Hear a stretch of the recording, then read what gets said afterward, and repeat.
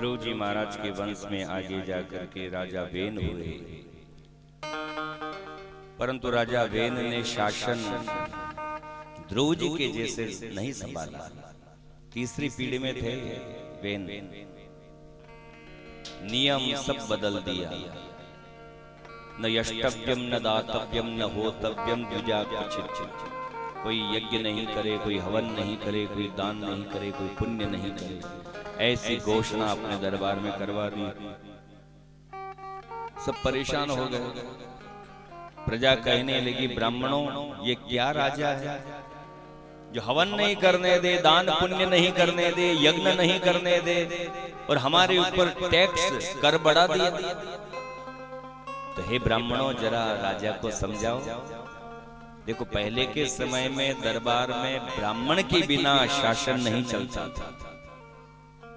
ब्राह्मण के बिना कोई कार्य नहीं होता था। नीतियां बनाने वाले ब्राह्मण होते थे। इसलिए आज भी ब्राह्मणों को क्या बोलते हैं? पृथ्वी के मालिक कौन है? ब्राह्मण है। भू यने पृथ्वी, देव यने मालिक। पृथ्वी के मालिक ब्राह्मण है। तो जत्री भी अवणो अंबल आई वे जो जावत पूछा दीजिए।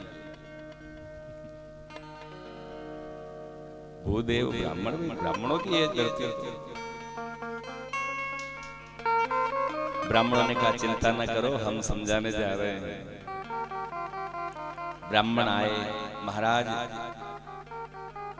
आपने ये क्या टैक्स, और दूसरा प्रजा को यज्ञ नहीं करने दो, हवन नहीं करने दो, तो फिर हम ब्राह्मणों का कर्म क्या? ब्राह्मण क्या करेगा? राजा वेन ने कहा, ब्राह्मणों आपको भी मेरे दरबार में रहना हो तो रहो, नहीं तो जा सकते हो। तो ब्राह्मणों को क्रोध आ गया कि राजा वेन हमें बोलता है। तो सब ब्राह्मण मिलकर के क्या करते? हन्यता हन्यता मेषो पाप प्रकृति दारुण। एक साथ ब्राह्मणों ने मिलकर के कोप किया राजा वेन के ऊपर। तो हुंकारेण तम भस्म, ब्राह्मणों की हुंकार से ही राजा वेन के प्राण निकल गए। प्रजा कहने लगी, महाराज ये क्या किया? ब्राह्मणों हमने तो आपको समझाने के लिए कहा ना, आपने तो राजा वेन को ही परम धाम पहुंचा दिया। अब हम क्या करें? हमारी हुंकार को सहन नहीं कर पाए।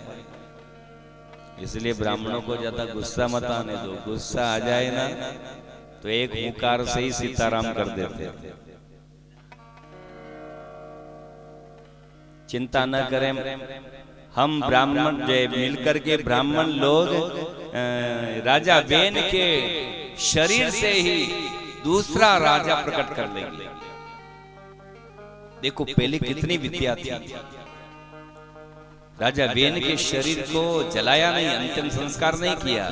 ब्राह्मणों ने कहा हमारे पास वेद मंत्र हैं, मंत्र शक्ति के द्वारा इसी राजा से हम दूसरा राजा प्रकट कर देंगे। तो पेट का मंथन किया। पेट के मंथन से काक कृष्णो व्यति स्वांगो रस्वबाहुर महाहनु, काला कलूटा एक पुरुष प्रकट हुआ। पर सुंदर न होने के कारण उसे राजगद्दी पर नहीं बिठाया, पर राजा वेन के मंथन से, पेट के मंथन से प्रकट हुआ। इसलिए ब्राह्मणों ने उसे जंगल का राजा घोषित किया, जिसे आज भी आप भील राजा बोलते हो। कौन है? भील राजा। ये भीलों की उत्पत्ति राजा वेन के पेट के मंथन के द्वारा हुई, प्रकट किया गया इसे। तो आज भी उसे जंगल का राजा ही बोलते हैं। और जंगल का राजा है तो उसका अधिकार क्षेत्र है। वो भ्रमर भी गिरा के ले आता है, शहद मधुमक्खी भी गिरा के ले आता है, कोई उसको डंक नहीं लगाती, क्योंकि उसको वरदान है, वो वहां का राजा है। यदि आप और हम कहीं मधुमक्खी गिराने चले जाए, शहद खाने, तो इतने डंक लगाएगी कि बन्ना हेद खाई मोटा भी जाओगा, क्योंकि आपका वो अधिकार नहीं है, उसे दिया गया। पुनः भुजाओं का मंथन किया तो भुजाओं के मंथन से स्वयं नारायण सीधी भुजा से भगवान नारायण पृथु अवतार लेकर के प्रकट होते हैं और वामांग भुजा के मंथन से स्वयं लक्ष्मी अर्ची बन करके प्रकट होती है। ये दोनों लक्ष्मी और नारायण के ही अवतार हैं। बोलिए पृथु भगवान की, अर्ची मैया की। पृथु जी महाराज को राजगद्दी पर बिठाया, शासन को संभाला, पर 9 वर्ष तक इनके राज्य में भी अकाल हुआ, बरसात नहीं हुई। कि पृथु जी महाराज ने अपनी प्रजा को गौ माता स्वरूपा पृथ्वी का पूजन करना सिखाया। फिर धन धान्य परिपूर्ण हो गए। पहले के समय में खलियान का पूजन होता था, अब थोड़ी करते कोई। माद का पूजन होता था, धान को साफ करना होता ना तो वायु पवन देवता का पूजन करते थे, खलियान का पूजन करते। और आयुर्वेदाचार्य शरद पूर्णिमा के दूसरे दिन जंगल में जाते और औषधियों का पूजन करते। और अब सब विज्ञान का युग है, कोई खलियान की आवश्यकता नहीं, हवा नहीं चले तो पंखा लगा के ही उपन ले साफ कर। ये पृथु जी महाराज ने अपनी प्रजा को धरती माँ का पूजन करना सिखाया। अनाज खूब पैदा होने लगा, बरसात होने लगी। और अधिक धन होता है तो धर्म में खर्च करना चाहिए।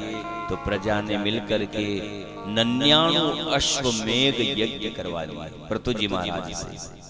100वां अश्वमेघ यज्ञ जब प्रारंभ हुआ, इंद्र को लगी चिंता, ये यज्ञ पूरा हो गया तो मुझे इंद्र गादी छोड़ना पड़ेगी। जो 100 अश्वमेघ यज्ञ पूरा कर ले उससे गादी पर बिठाया जाता है।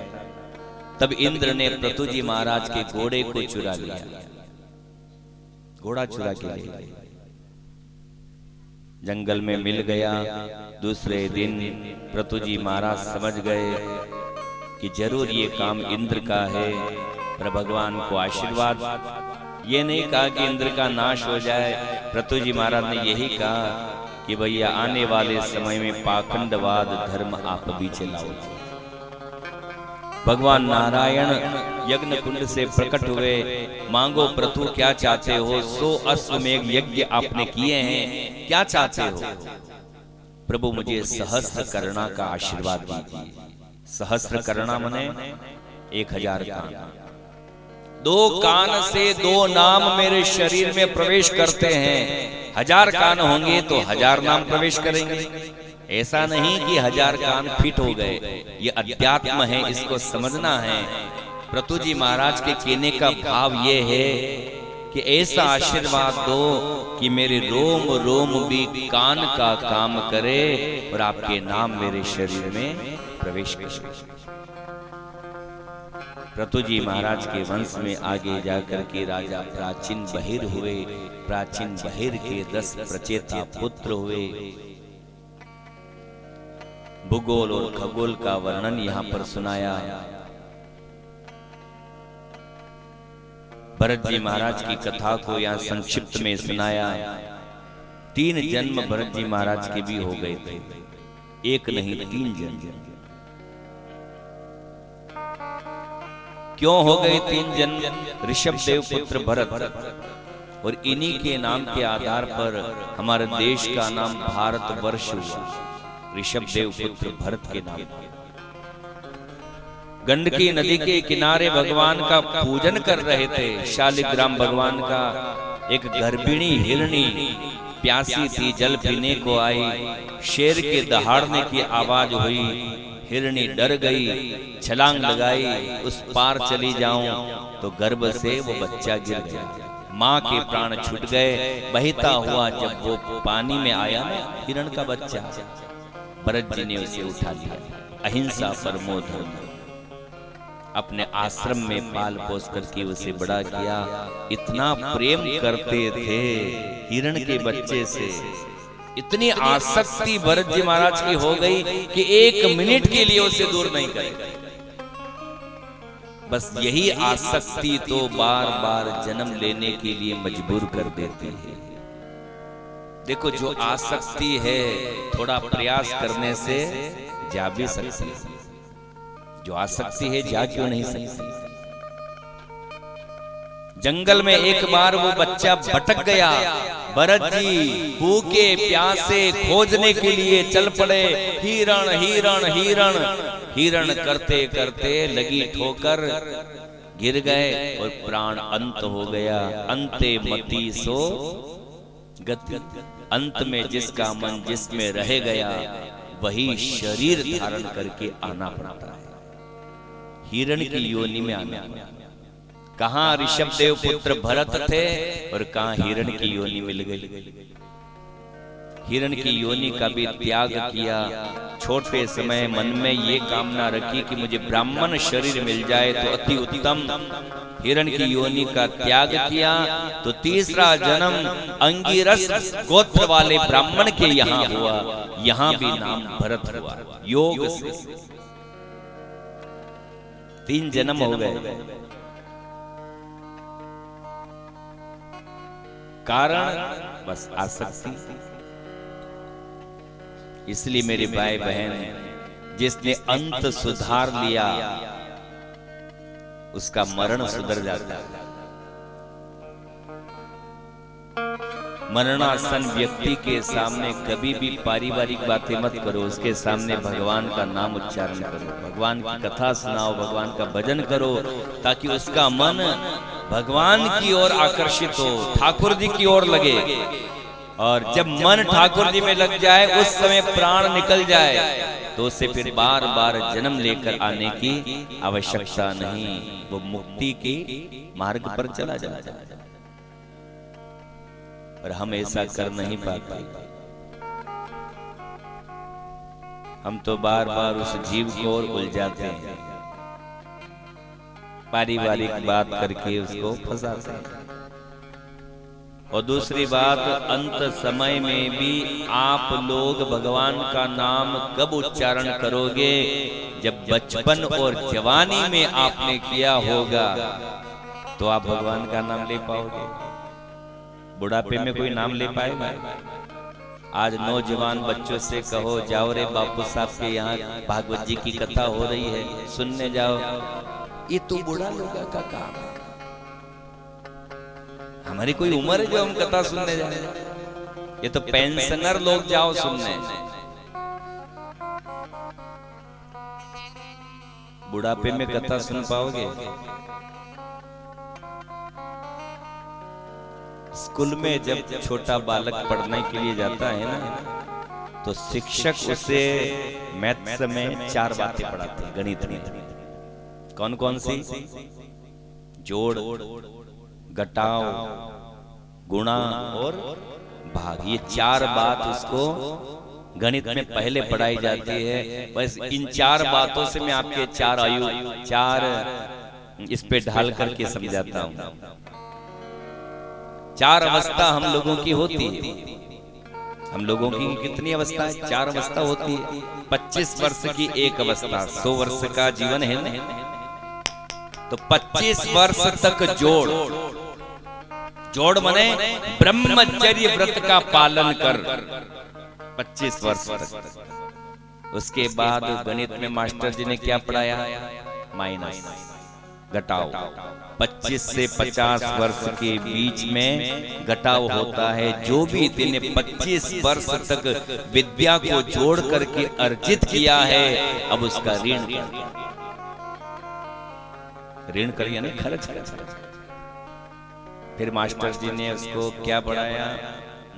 गुणा, मल्टी करो। जो भी तेने कमाया उसको यदि तू धर्म में ऋण करेगा तो तुझे गुणित होकर के प्राप्त होगा, गुणा होकर के तुझे पुनः प्राप्त होगा। और जिसने न तो जोड़ना सीखा, न घटाना सीखा, न गुणा सीखा, वो फिर यहाँ बैठ करके क्या कर रहा है? आगे क्या है? जोर से बोलो थोड़ा, ऐसे भी नहीं, और जोर से, और जोर से। भाग फिर यहाँ बैठ करके तू कर क्या रहा है? जब गुणा नहीं आया, तुझे जोड़ नहीं आया, घटाव नहीं आया, तो इस जगत में तेरा कोई स्थान नहीं। गेट आउट, भाग जा। और भाग में है क्या? मार काटी तो है, उसमें तो मार काटी होती है। संत कालिदास ने भी बहुत सुंदर सूक्त लिखा है। प्रथमे नार्जिता विद्या, द्वितीयम नार्जितम धनम, तृतीये नार्जितम पुण्यम, चतुर्थे किम करिष्यति। प्रथमे नार्जिता विद्या, 25 वर्ष की अवस्था तक यदि आपने विद्या को अर्जित नहीं किया। द्वितीयम नार्जितम धनम, 25 से 50 वर्ष की आयु में यदि आपने धन को अर्जित नहीं किया। तृतीय नार्जितम पुण्यम, 50 से 75 वर्ष की आयु तक यदि आपने पुण्य को अर्जित नहीं किया, तो महाकवि कालिदास ज्योति अवस्था में प्रश्नवाचक चिन्ह लगा देते हैं। चतुर्थे किम करिष्यति, ज्योति अवस्था में आप क्या कर लोगे? कर सकते हो भजन? बुढ़ापा तो एग्जाम है मेरे भाई बहन, परीक्षा है। तो परीक्षा में आप पढ़ने के लिए बैठोगे तो पास हो पाओगे? पढ़ाई तो पहले करना पड़ेगी ना। इन 3 अवस्थाओं में पढ़ाई कर लो। बुढ़ापा तो एग्जाम है, परीक्षा देना है। पर आजकल सब उल्टा होता है। जवानी में तो कुछ किया नहीं भजन, देख बुढ़ापा डर लगता है, फिर माला लेकर के बैठे राम राम राम राम। इधर तो आंखों से पानी आए, नाक से टपक टपक टपक, हाथ दूजे धक धक धक धक, फिर कहीं गिर जाए माला बचे कीजिए। अरे बन्ना हो कम मेरी माला कटे पड़ेगी। फिर छोकरे भी ताना मारते हैं, जीवन भर तो कुछ किया नहीं भजन, अब बुढ़ापा आया जो डर लगा, बैठे माला लेकर, अब बैठे ताना मारेंगे।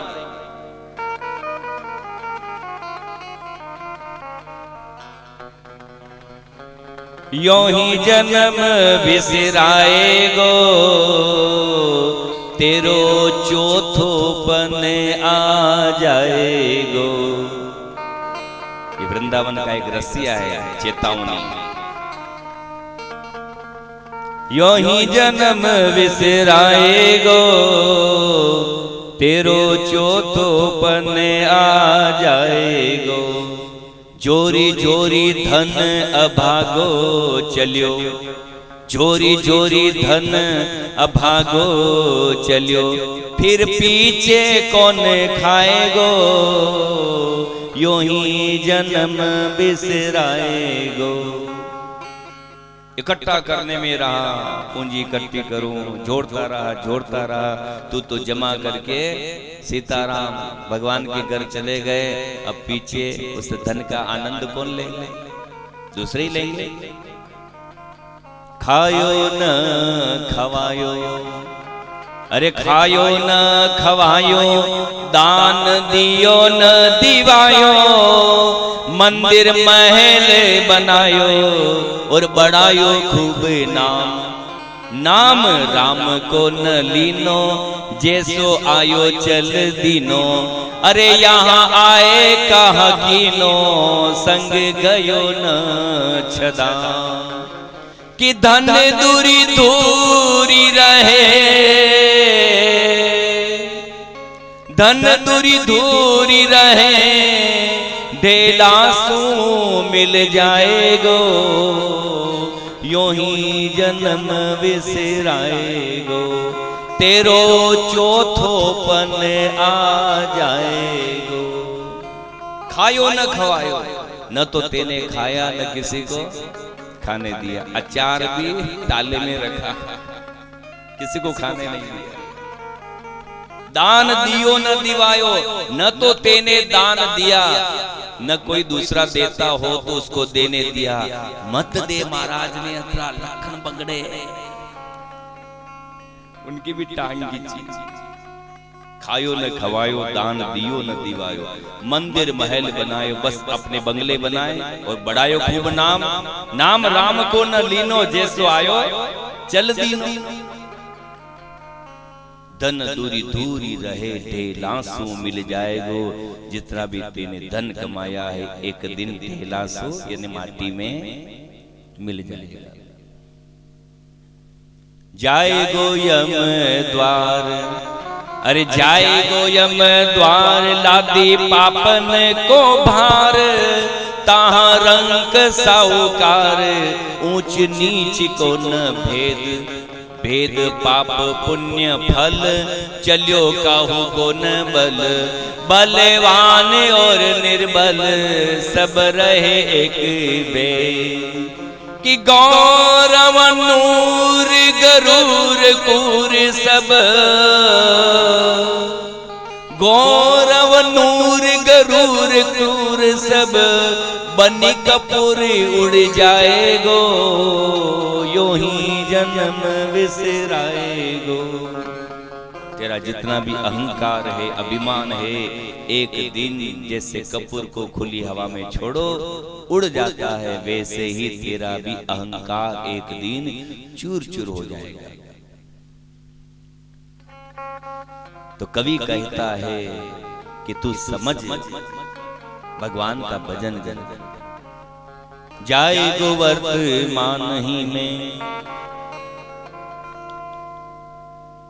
ये रसिया में 10-12 साल में गा रहा हूं, मेरा नेटवर्क नहीं आ रहा है, काफी समय बाद गाने में आया है। अटे नीचे टावर कम मिले।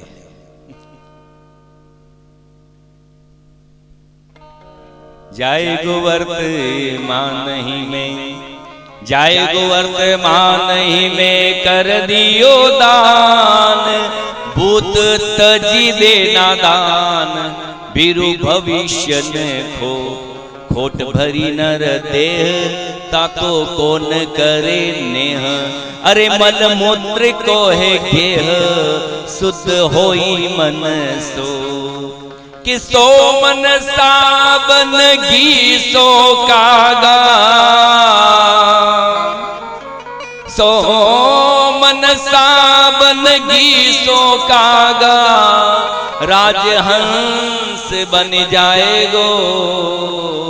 यो ही जन्म विसराएगो। तेरो चौथोपन आ जाएगो।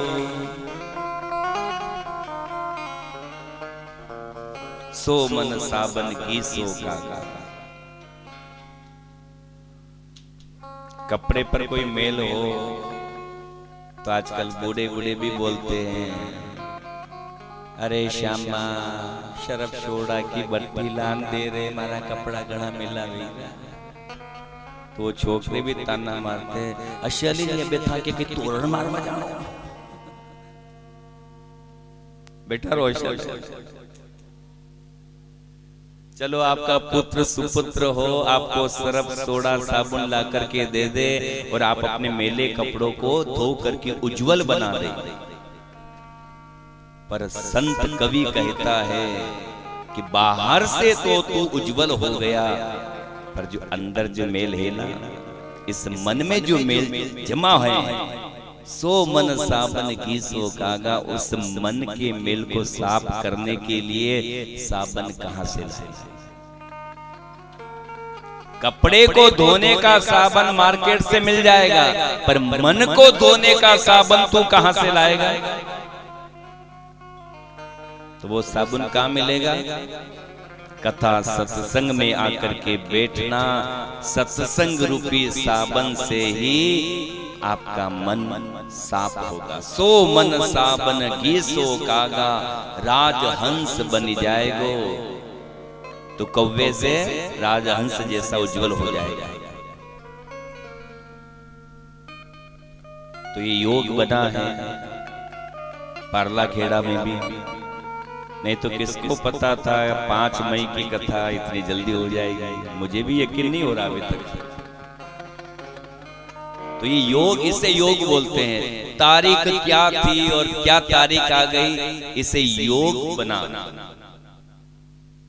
तो बनी गयो योग, अरे बनी गयो योग, मिलियो सहज सुयोग।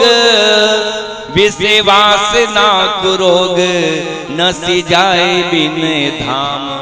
दिव्य धाम व्रजवास राखी संतन की आस। रटी राधे राधे श्याम, रटी राधे राधे श्याम। कि श्याम भ्रमर के गंग संग में, श्याम भ्रमर के गंग संग में गुबिरिला तरी जाएगो। यूं ही जन्म विसराएगो, तेरो चौथोपन आ जाएगो। श्याम भ्रमर के गंग संग में गुबिरिला तरी जाएगो। गुबिरिला कहते हैं गाय के गोबर को 2 दिन नहीं उठाओ तो उसमें कीड़ा लगता है, उस कीड़े का नाम है गुबिरिला। यदि वो कीड़ा भी कहीं सत्संग की आवाज सुन लेता है तो संत कहते हैं वो गुबिरिला भी वैकुंठ धाम को पहुंच जाता है, वो भी तर जाता है। जब कीड़ा सत्संग से तर सकता है तो आप और हम तो इंसान है ना, मानव है, हम क्यों नहीं तरेंगे।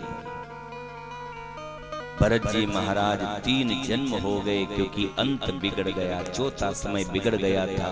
ब्राह्मण के यहाँ पर जन्म लेकर के आए, पर यहाँ सावधान है, अब मन को उलझाना नहीं। भरत जी महाराज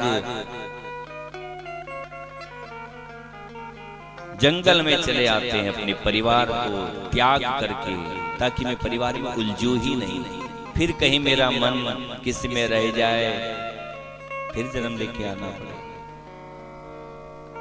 जंगल में बिल राजा ने एक बोलमा करी थी, जगदम्बा की बलि चढ़ाऊंगा, मेरी मनोकामना पूर्ण हुई।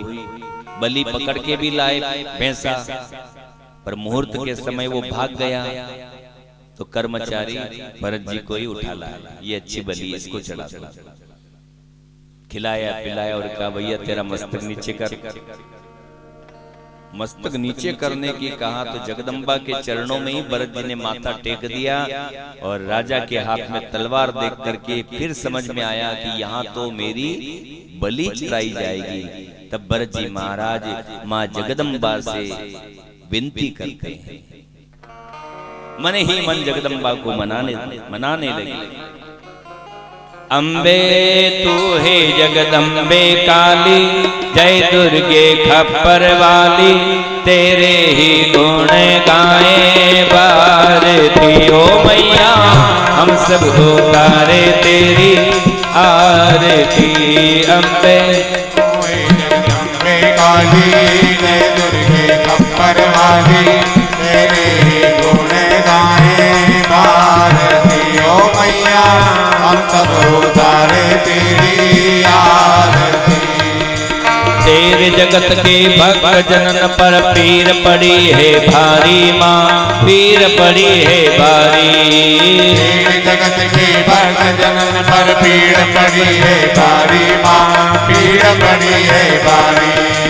दानव दल पर टूट पड़ो माँ, दानव दल पर टूट पड़ो माँ, करके सिंह सवारी। 100 सिंहों सी तू बलशाली, अष्टे भुजाओं वाली, दुखियों के दुखड़े निवारती। ओ मैया हम सब उतारे तेरी आरती।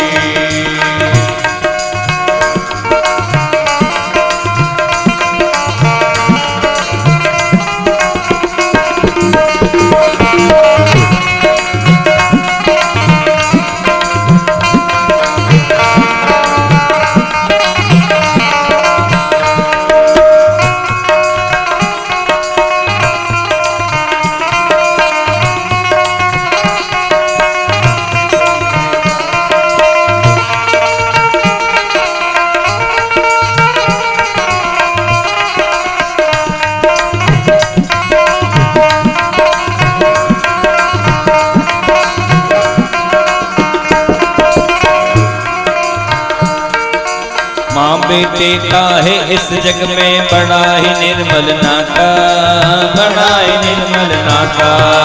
माँ बेटे का है इस जग में बड़ा ही निर्मल नाता, बड़ा ही निर्मल नाता।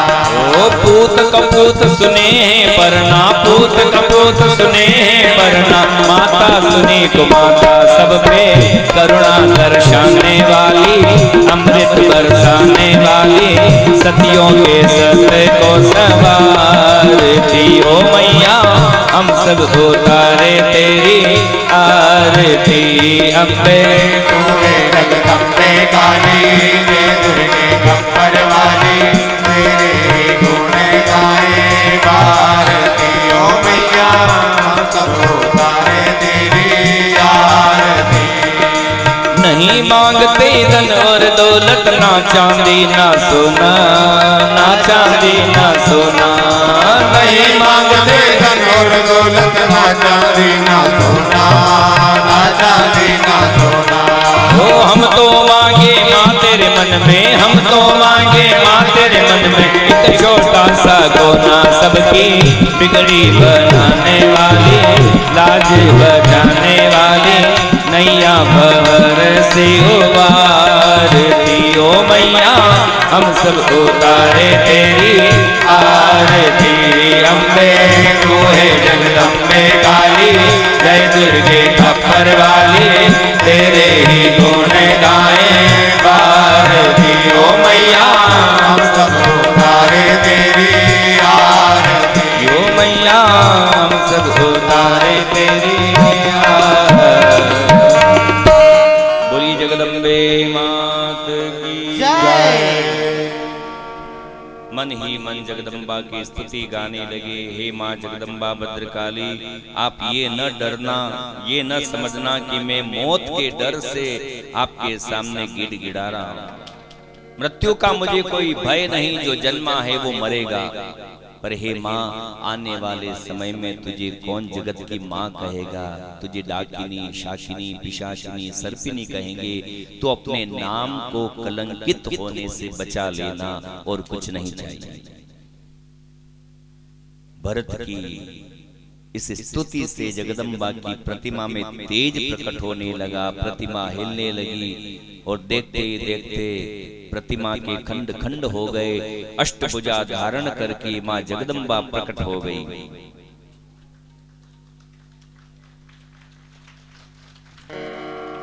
जितने भी वहां खड़े थे उन सबका तिरस्कार किया, और अपने पुत्र भरत को हृदय से लगा लिया।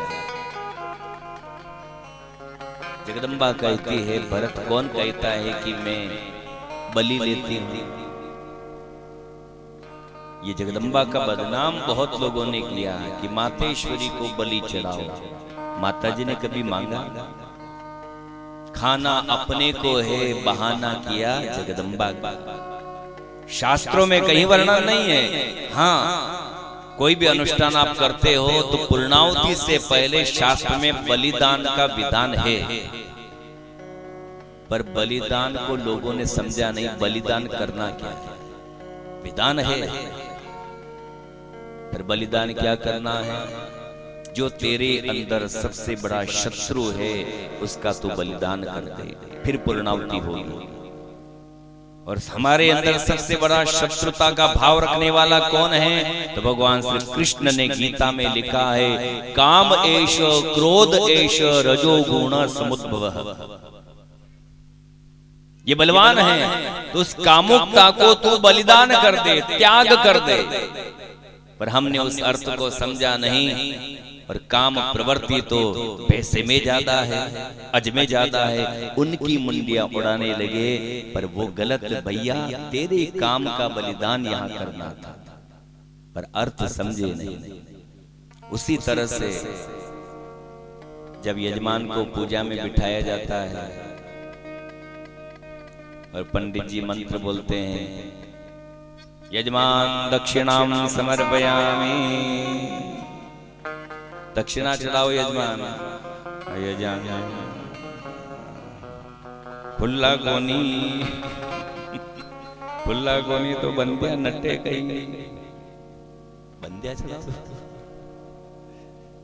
पर जैसे दक्षिणा का मंत्र आएगा और यजमान निकाल करके नोट भगवान को भेंट कर देगा।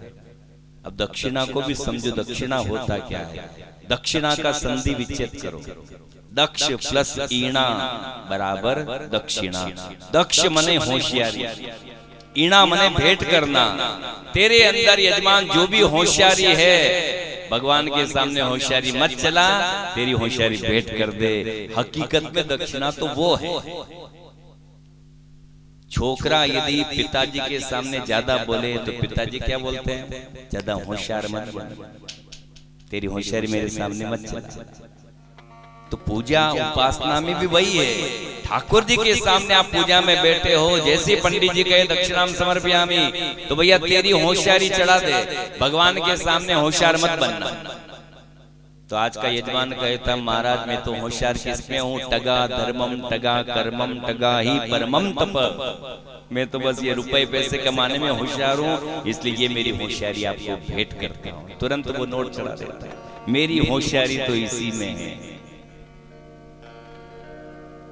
उसी तरह से प्रदक्षिणा, आरती होने के बाद में आप जो घूमते हो ना ठाकुर जी के सामने, हाथ ऊपर करके प्रदक्षिणा करते हो ना, प्रदक्षिणा का तात्पर्य क्या है? भाव क्या है?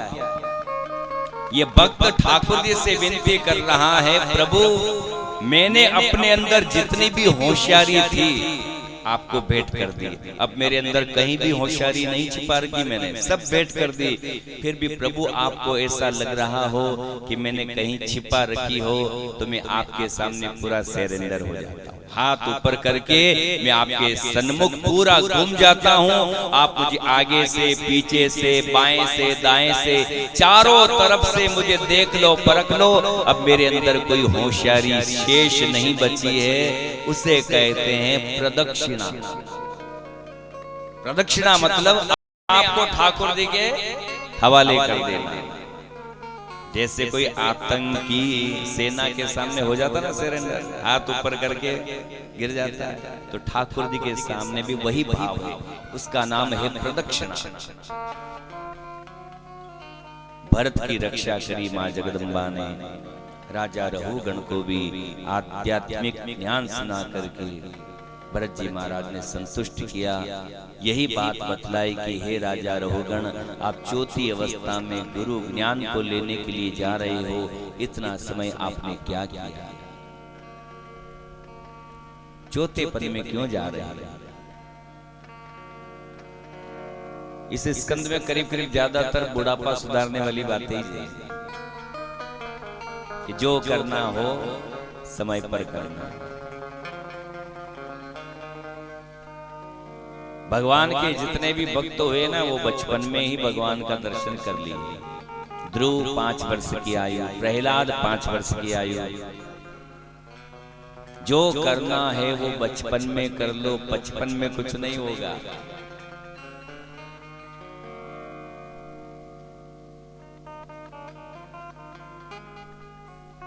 हे राम ने सुमिरी ले रे, हरि ने भज ले रे, थोड़ा ही धन जीवनो, थारी डगमग, थारी डगमग, थारी डगमग हाले नाट, बुढ़ापो खोटो छे, थारी डगमग हाले नाट, बुढ़ापो खोटो छे। राम ने सुमिरी ले रे, हरि ने भज ले रे, थोड़ा ही धन जीवनो, थारी डगमग, थारी डगमग, थारी डगमग हाले नाट, बुढ़ापो खोटो छे। थारी डगमग हाले नाट, बुढ़ापो खोटो छे।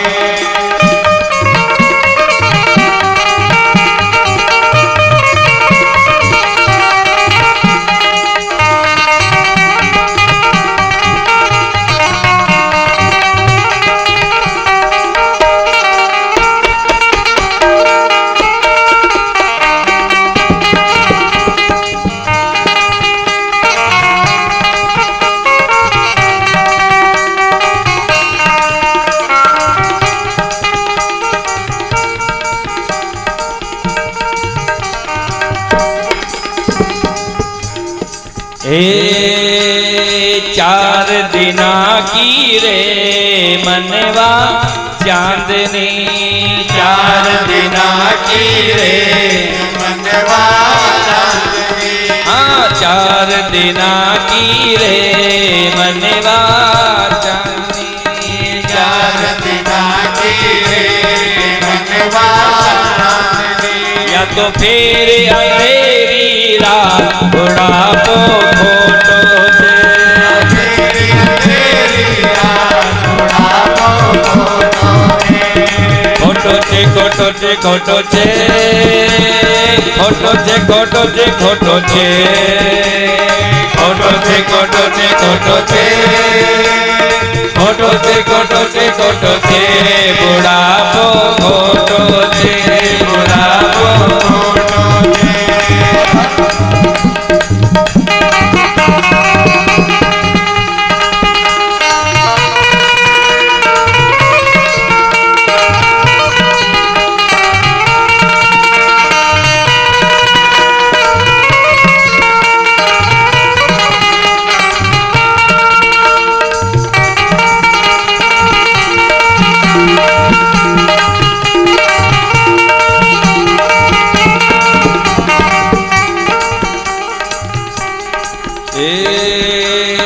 भागम भागी रे मनवा खूब करी, भागम भागी रे मनवा खूब करे।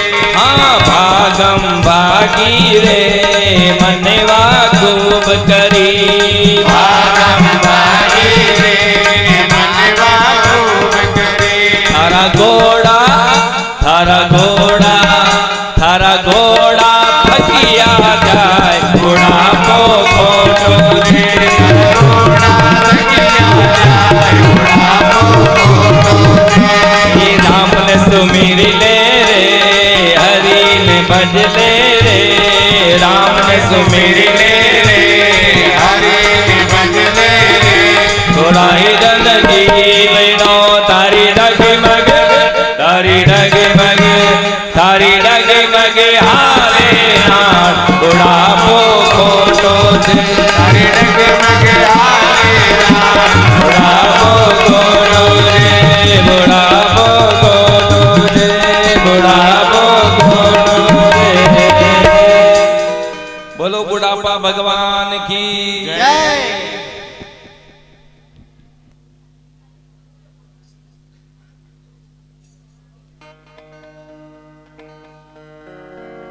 अगले स्कंद में मेरे भाई बहन भूगोल खगोल का वर्णन सुनाया।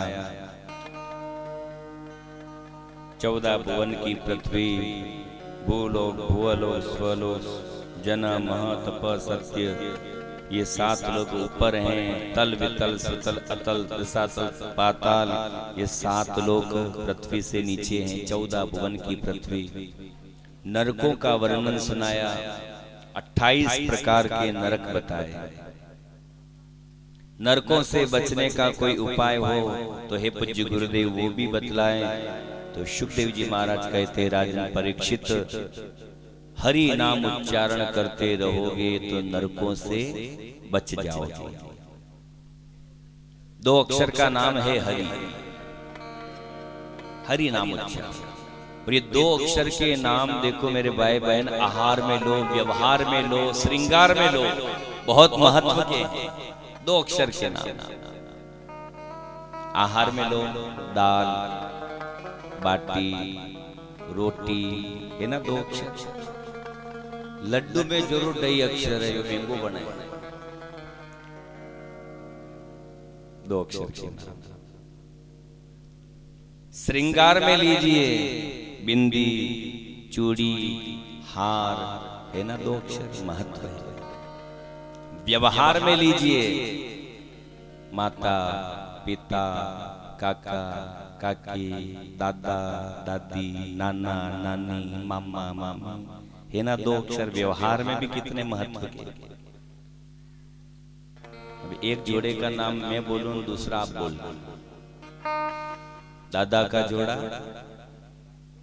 डरो मत ऐसे, हाँ जोर से बोलो। दादा का जोड़ा काका का जोड़ा, मामा का जोड़ा, पापा का जोड़ा, फंस गए।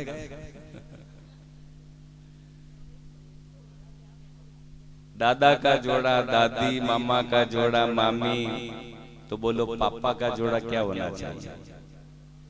पापी होना चाहिए। यहां क्यों बदल दिया आपने शब्द? देखो शास्त्रों में पापा शब्द थोड़ी है, शास्त्र में तो माता पिता है। पर अब क्या करे, देश की गधेड़ी पूरब की चाल, पापा।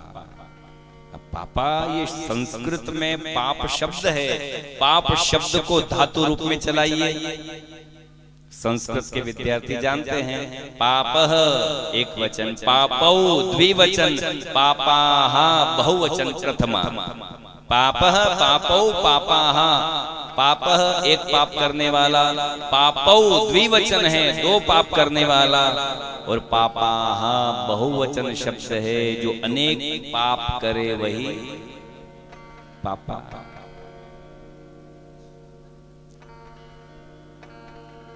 जब मैं 10-12 साल पहले, हमारे इंग्लैंड के एक पुरुषोत्तम जी दबे करके हैं जिन्होंने भागवत करवाई थी, तो उनके 60-70 सब वहीं से आए थे मेहमान। तो उनकी बच्ची लिपस्टिक लगाना होठों पर, और बार बार वो, देखो पहले तो फिर भी पापा बोलते, माता पिता बोलते, अब लोगों का स्टैंडर्ड हो गया, फिर पापा बोलने लगे, और पापा के बाद में भी फिर स्टैंडर्ड बढ़ गया तो डीएडी बोलते थे, अब और स्टैंडर्ड बढ़ गया डैड। तो वहां मैंने उनकी गुड़िया से कहा, मैंने कहा हाँ आप ये पहले तो ये बोलो कि अपनी संस्कृति के शब्द का उपयोग किया करो, आप ये माता पिता छोड़ करके ये क्या डेड डेड डेड तो कोई बाडी होती मरे हुए को बोलते हैं, ये क्या बोलते हो आप? मैंने कहा चलो माता पिता नहीं बोलो तो पापा ही बोल लिया करो, कोई बात नहीं। तो उनकी कन्या बोलने लगी, नहीं गुरुजी वो एक बार हम होठों पर लिपस्टिक लगाते हैं तो 250 रुपए का खर्चा लगता है, अब हम पापा बोले तो 2 बार होठ टकराते हैं और हमारी महंगी लिपस्टिक नष्ट हो जाती है, इसलिए हम डेट बोल देते हैं तो उसमें होठ टकराते नहीं और हमारी लिपस्टिक बरकरार रहती।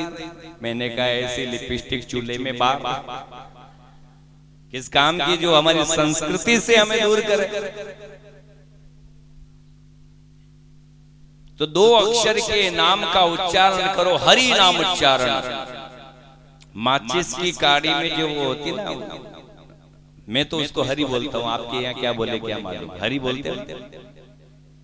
उस हरि को माचिस पर रगड़ो, सूखी घास में डालो, क्या होगा, घास जल करके राख हो जाती है। ठीक उसी प्रकार से यदि हम भक्त जन एक हरि नाम को भी अपनी जिह्वा पर रगड़ते हैं तो ऐसी आग प्रकट होगी कि आपके भी सारे पाप जल करके भस्म हो जाएंगे। हरि नाम उच्चारण करो, पाप जल करके राख हो जाएंगे। अभी समय नहीं है, नहीं तो भजन सुनाता।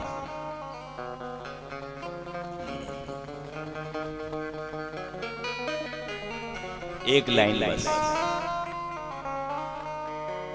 अमृत है हरि नाम जगत में, बोलो आप, अमृत है हरि नाम जगत में, इसे छोड़ विषय विष पीना क्या, हरि नाम नहीं तो जीना क्या, हरि नाम,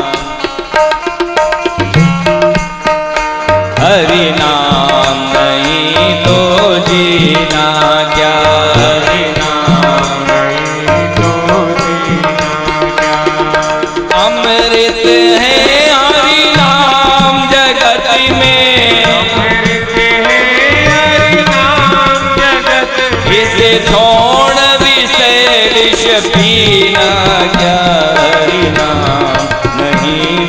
जीना क्या, हरि नाम नहीं तो जीना। भूषण से सब अंग सजाए, रसना पे हरि नाम न आए, रसना पे हरि नाम न आए। देखो हम हमारे शरीर को कितना सजाते हैं, कानों में कुंडल पहने, नाक में नथ पहनी, हाथों में कंगन पहने, पायल पहनी, बिछुड़ी पहनी, मंगलसूत्र हार पहना। हमने हमारे शरीर की कितनी सूद करी, चिंता करी, इसे तो हमने सजा करके अच्छा बनाया। शरीर का श्रृंगार भूषण हो सकते हैं, पर जिह्वा का श्रृंगार क्या है? हरि नाम। शरीर को सजना तो याद रहा, पर जीवान को सजना भूल गए। जीवान का श्रृंगार है प्रभु का। भूषण से सब अंग सजाए, रसना पे हरि नाम न आए, रसना पे हरि नाम न आए। देह पड़ी रह जाए यहीं पर, देह पड़ी रह जाए यहीं पर, देह पड़ी रह जाए यहीं पर, देह पड़ी रह जाए यहीं पर। फिर कुंडल और नगीना क्या, हरि नाम नहीं तो जीना क्या, हरि नाम नहीं तो जीना क्या, हरि नाम नहीं तो जीना। यूट्यूब पे सुन लेना।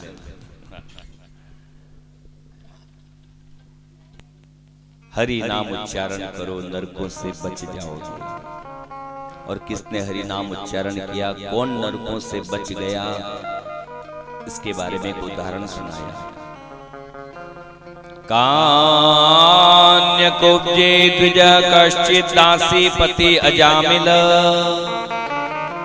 नामना नष्ट सदाचारो दासा संसर्ग दूषित। कान्य कुब्ज ब्राह्मण अजामिल था, जिसके पत्नी थी, धर्मात्मा पत्नी को छोड़ करके गणिका के साथ रहने लगा। गांव से बाहर रहता था। एक बार संत मंडली आई, पूछा भैया यहाँ कोई नगर में ऐसा भक्त है जो हमें भोजन करा सके, हम तो संत हैं, यात्री हैं। तो लोगों ने कपट ऐसा किया, अजामिल का ही एड्रेस दिया, जाओ बहुत सेवा करता है। बोले संत चले आया। देखो संतों की पहचान भी हर कोई नहीं कर सकता। संत और भगवंत की पहचान निष्कामी भक्त ही कर पाएगा, बाकी किसी की हिम्मत नहीं कि पहचान कर ले। हीरे की पहचान कौन करेगा? जौहरी। वो लाइन मुझे अच्छी लगती, मेरे साथ गाओ। भोगी आए ढोंगी आए जोगी नहीं रे, भोगी आए भोगी आए ढोंगी आए जोगी नहीं रे, भोगी।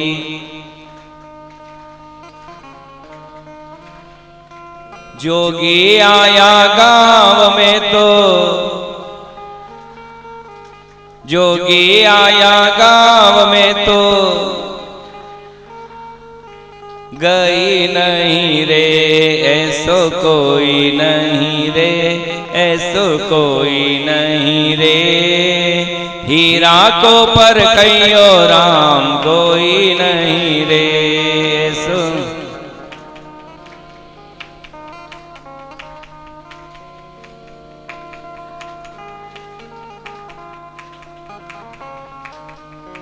ज्ञान तराजू लेकर बैठा दिया भंडारा खोल, ज्ञान तराजू।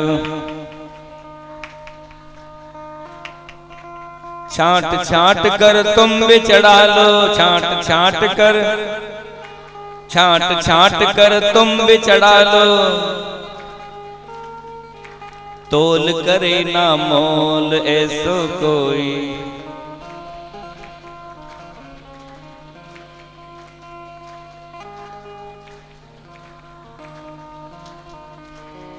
अनमोल रतन का देने वाला देता है बिन मोल अनमोल।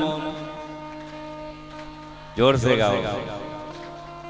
अनमोल रतन का देने वाला देता है बिन मोल।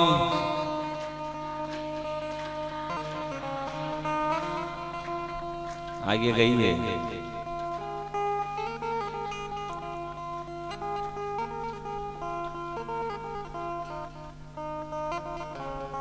याद है आप घर जाके गाना हो। तो हर कोई हर किसी की पहचान नहीं कर सकता। हीरा को परखइयो राम कोई नहीं रहे। संत की पहचान गांव वाले नहीं कर पाए। अजामिल का एड्रेस दिया, बोले संत चले आए। अजामिल ने भी गणिका के कहने से संतों का आदर सत्कार सम्मान किया। नारी चाहे तो अपने पति को वैकुंठ में पहुंचा सकती है और नारी चाहे तो अपने पति को नरकों में भी धकेल सकती है। इस प्रसंग से आप थोड़ा समझने का प्रयास करना। अजामिल के साथ वो गणिका थी तो गणिका, पर शायद अजामिल को वैकुंठ पहुंचाने के लिए तत्पर है। बोल दिया कि संतों का आदर सम्मान करो। अजामिल ने सत्कार किया, भोजन करवाया। संतों ने कहा देखो अजामिल, ब्राह्मण और संत जिसके घर का भी प्रसाद अन्न लेते हैं उसे अपना पुण्य देकर आते हैं। ऐसे ही नहीं करते, पुण्य देंगे। तो हम तुम्हें पुण्य दे रहे हैं। गणिका आपके गर्भ है, हमारे कहने से उस बालक का नाम नारायण रख देंगे। ठीक है मां। समय आया, गणिका के संतान हुई, पुत्र हुआ तो उसका नाम नारायण ही रखा। 9 पुत्र पहले हैं अजामिल के, ये 10वां हुआ नारायण। अब छोटे बालक में पिता का प्रेम थोड़ा ज्यादा होता है। बड़ा बेटा मां का प्यारा, छोटा पिता का प्यारा, बीच का फुटबॉल।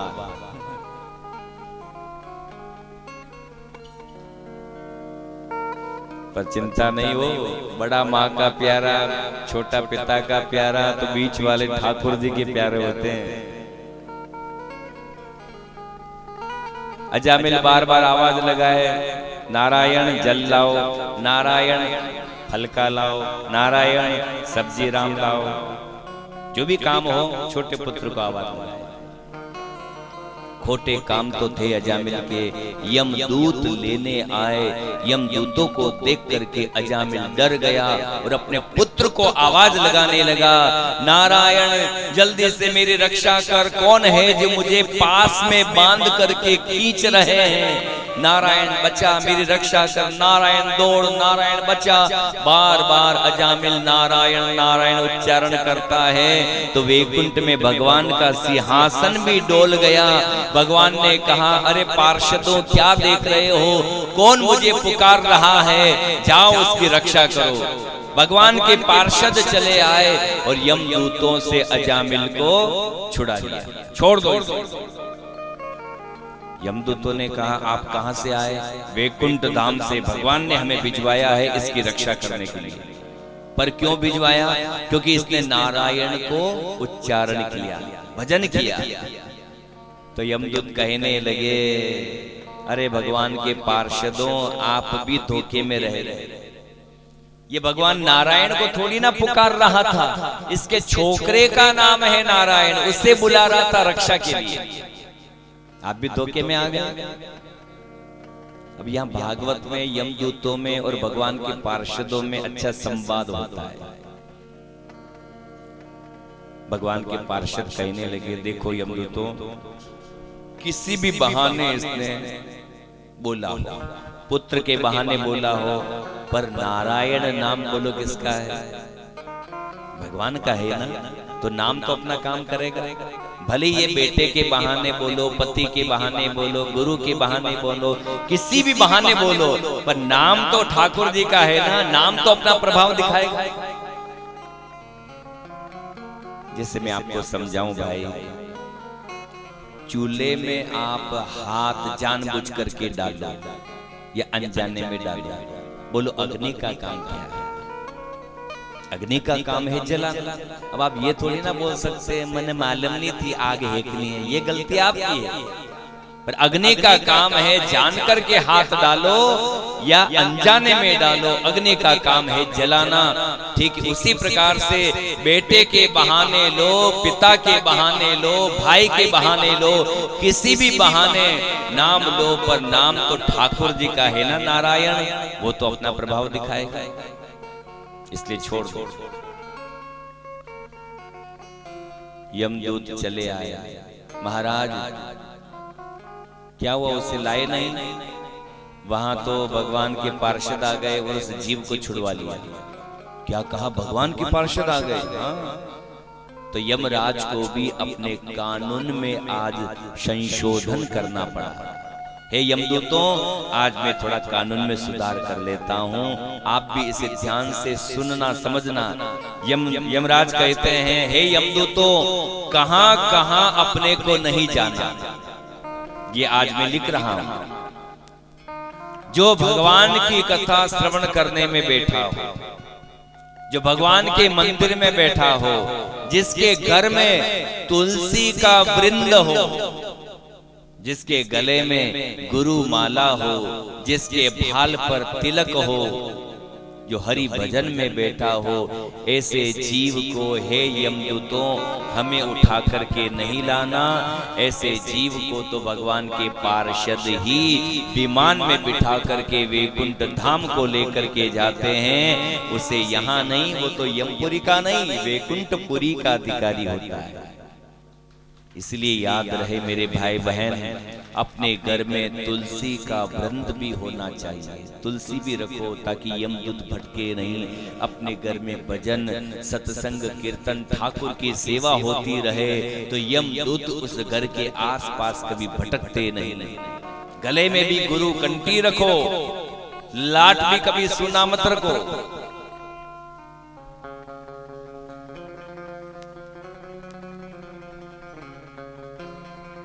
रोड के किनारे जो ये वृक्ष होते हैं ना, सरकारी कर्मचारी आते हैं और सफेद लाल पोत करके जाते हैं। क्यों पोता? चिन्ह लगा दिया ताकि कोई इसको काट नहीं सके, पता चल जाए कि ये सरकारी वृक्ष है, जो काटेगा उसे सजा होगी। ठीक उसी प्रकार से यदि भक्त भी अपने ललाट पर तिलक पोत देता है तो यमराज की हिम्मत नहीं, वो भी समझ जाता है कि ये भी बांके बिहारी सरकार का आदमी है, इसे हमें नहीं ले जाना। ये पहचान है हमारी। अब ये बिंदी लगाता हूँ ना मैं, जाओ मैं ये कुमकुम की बिंदी लगाता हूँ तो मेरे आस पड़ोस के छोटे छोटे बच्चे मेरे से मजाक करते हैं, कई गुरुजी लगाए कि जो हैं ये क्या कुमकुम की बिंदी लगाते हैं? मैंने कहा औरतें क्यों लगाती है? वो तो सुहागिन है इसलिए लगाती है।